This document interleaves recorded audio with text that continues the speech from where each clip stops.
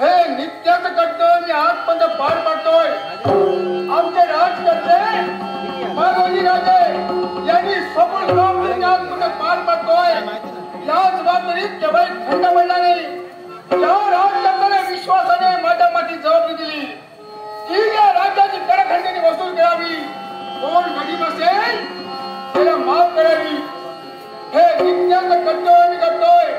आणि हे कर्तव्य करत असताना आमचे सरसेनापती दाजीबा यांचा संदेश मिळता क्षणी या राज्यामध्ये पावलं पडले.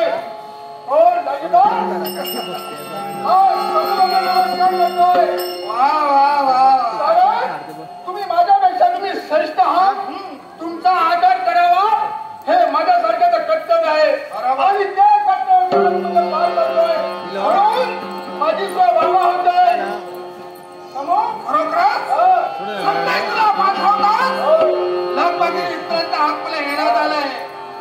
कोणती जबाबदारी तुझ्यावर ठेवली असता कधी तू केली असं वाटतच नाही. कारण एखादी जर रोषणाई करावी आनंदाच्या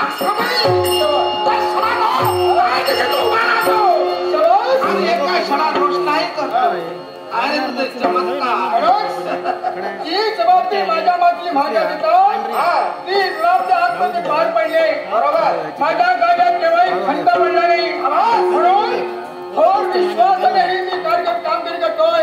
म्हणून महाराजी हा माझा वाक्य असते. पण दाजीबा शंभर मी विचार करतो.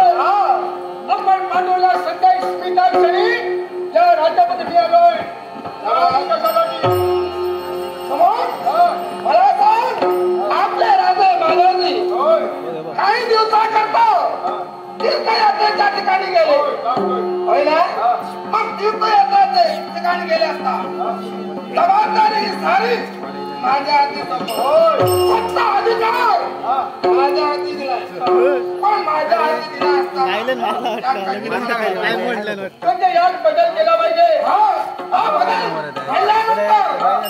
आनंदी होती आम्हाला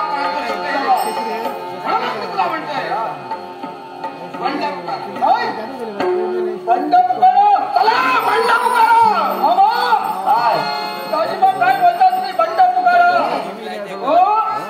हो रावते तुमच्या मागे दिले आणि तुमच्या खात्याला खाता लावून मिळवतोय. म्हणून तुम्ही म्हणतात बंड करा. हे मला फक्त वसूल करण्याची जबाबदारी तुझ्या जवळ आहे होय ना. आमच्या आवाज तू पूर्णपणे पार पाडतोय. तुला बंड का पुकारा म्हटलंय. ही